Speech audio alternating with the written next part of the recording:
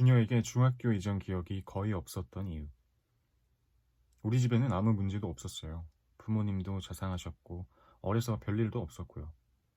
만성적인 우울증과 간혹 찾아오는 분노 폭발로 정신치료를 받기 시작한 L씨는 어릴 적 기억을 묻는 질문에 이렇게 답했다. 특이하게도 그녀는 중학교 이전의 기억은 거의 나지 않는다고 했다. 중학교 이후는 간간히 기억나는데 그전은 거의 기억이 나지 않아요. 아마 별다른 일이 없어서일 거예요. 그 말에 나는 조심스럽게 말했다. 혹시 그 전의 일들을 기억하는 게 너무 고통스럽기 때문이 아닐까요? 그녀는 머뭇거리며 자기 가족은 정말 화목했으며 특징적인 일들이 없었을 뿐이라고 항변했다. 그러나 차츰 면담이 진행되고 기억을 억압하던 저항에서 풀려나면서 그녀는 어릴 적 겪은 고통스러운 기억들을 하나둘 떠올리기 시작했다. 자주 아프고 우울해하던 엄마, 동생이 태어나고 외갓집에 보내줬던 기억, 집에는 별 관심이 없던 아버지에 대한 원망과 그리움 등등. 그녀는 왜 중학교 이전의 기억을 하지 못한 것일까? 왜 결코 화목하지 않았던 집을 화목했다고 말하게 되었을까? 그녀는 자신에게 문제가 있다고 생각해서 나를 찾아오긴 했지만 자신의 무의식을 접하는 것을 두려워했다. 어릴 적 입은 심한 상처를 마주할 준비가 아직 안 되어 있었던 것이다. 그래서 그녀는 어린 시절 아무 힘이 없던 자신이 감당하기엔 너무 무섭고 힘들었던 사건들을 아예 잊어버리려고 했다. 상처로 인한 고통에서 벗어나고자 아예 기억을 지워버리려 했던 것이다. 게다가 그녀는 화목하지 않은 집을 화목한 집이라면서 기억을 왜곡시키기까지 했다. 그래서 그녀는 자신이 원하는 대로 어릴 적 아무 문제가 없는 화목한 집에서 잘 자란 아이가 되었다. 그러나 과거의 상처는 그대로 남아 있었다. 이처럼 해결하지 못한 과거의 고통스러운 기억은 마음속에서 곪게 되고 언젠가는 어떤 형태로든지 터져나와 우리를 괴롭힌다. 해결되지 않은 과거가 미해결된 경험으로 남아 현재를 좀먹는 것이다. 그녀의 만성적인 우울증과 분노 폭발 또한 어릴 적 입은 깊은 상처에서 비롯된 것이었다. 해결되지 않은 과거는 현재를 좀먹는다. 우리 마음속에는 상처 입은 어린아이가 살고 있다. 그 아이는 상처를 입었는데 아무도 알아차리거나 치료해주지 않아 마음 안으로 숨어버린 아이다. 그래서 상처 입은 그 시간에 멈춘 채로 발달조차 멈추어 버린다. 더 이상 자라지 않는 것이다. 물론 마음속 상처 입은 아이도 고통에서 벗어나고자 끊임없이 노력한다. 그래서 과거 상황으로 되돌아가 상처받았던 일을 아예 무효화시키려고 하거나 그 상황을 다르게 재현해 봄으로써 상처를 극복하려고 애쓴다. 우리가 과거의 고통을 자신도 모르게 자꾸 반복하는 이유가 거기에 있다.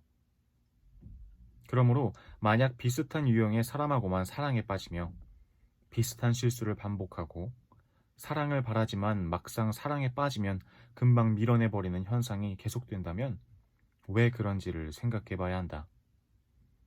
반복적으로 일어나는 일이 과거의 기억 중 가슴 아팠던 어떤 일과 연관성은 없는지 생각해 봐야 하는 것이다. 가만히 마음에 귀 기울여 보라. 그래서 마음 안의 어떤 부분이 나에게 이처럼 불안과 두려움을 주는지, 어린 시절의 어떤 기억들이 지금의 나에게 그 그림자를 펼치고 있는지, 어린 시절에 상처받은 아이가 지금 울고 있는지 살펴보라. 과거로부터 완전히 자유로울 수 있는 사람은 없다. 시작이 반이다 라는 말이 있다. 자신에게 문제가 있다는 것을 알고 인정하는 것만도 대단한 일이다. 세상에 문제없는 사람은 없다. 모든 사람이 어느 정도의 문제는 다 가지고 있다. 그래서 정신분석의 선구자인 프로이트가 내세운 정상의 기준도 약간의 히스테리, 약간의 편집증, 약간의 강박을 가진 것이었다. 이것은 곧 그만큼 어떤 사람도 과거의 상처로부터 완벽하게 자유로울 수 없음을 의미한다. 그러니 자신에게 문제가 있다는 것을 부끄러워하거나 부정할 필요가 없다. 다만 그것으로부터 자신의 문제가 어떤 것인지 아는 것으로 나아가면 된다. 그러기 위해서는 마음속 상처 입은 아이를 더 이상 모른 채 하면 안 된다. 계속해서 비슷한 고통을 겪고 있다면 그 아이가 성장하고 싶어서 내는 소리임을 알아차리고 그 아이가 고통스러운 기억으로부터 벗어나게 도와주어야 한다. 그 아이가 마음껏 울 수 있게 해주고 어디가 아팠는지 말할 수 있게 도와주고 상처에 약을 발라주어야 한다. 그러면 과거의 상처가 아물면서 과거를 떠나보낼 수 있게 된다.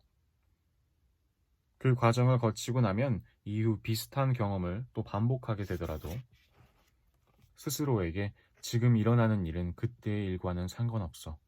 단지 내가 그때처럼 무서운 일이 일어날까봐 두려워하고 있는 거야.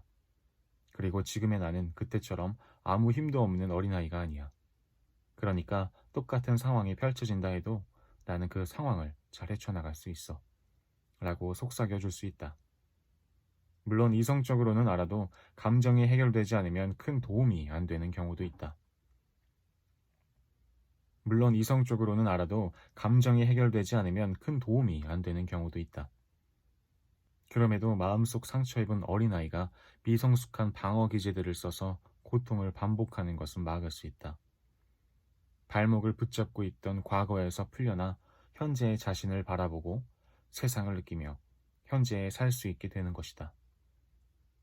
그런 노력들을 멈추지 않으면 언젠가 느끼게 될 것이다.